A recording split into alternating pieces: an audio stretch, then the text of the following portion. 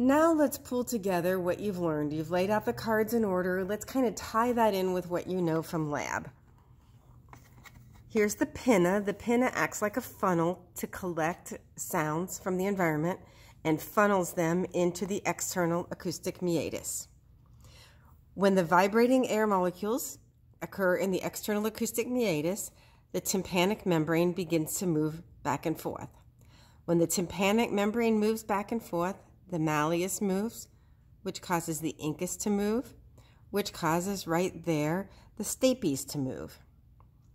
When the stapes moves, it pushes up against the oval window, which is just under the base of the stapes.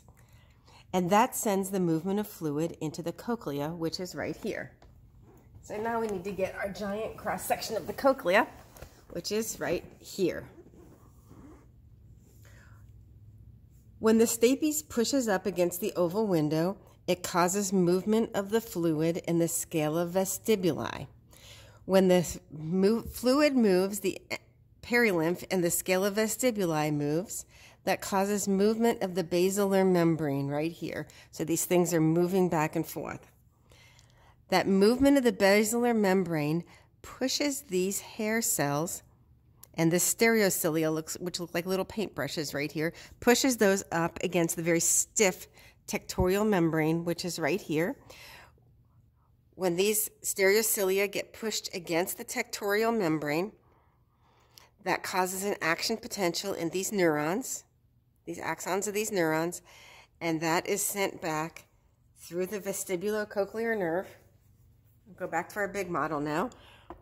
Those action potentials are sent through the vestibulocochlear nerve and ultimately end up in the temporal lobe of the brain.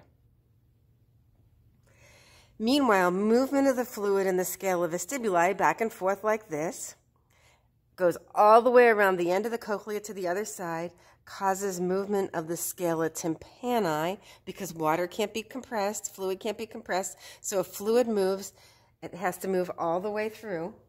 And then if we come back to here, down here on the inferior side of the inner ear, you find that round window. So movement of the oval window causes movement in the scala vestibuli, which causes movement in the scala tympani, which causes the round window to move, to dampen out.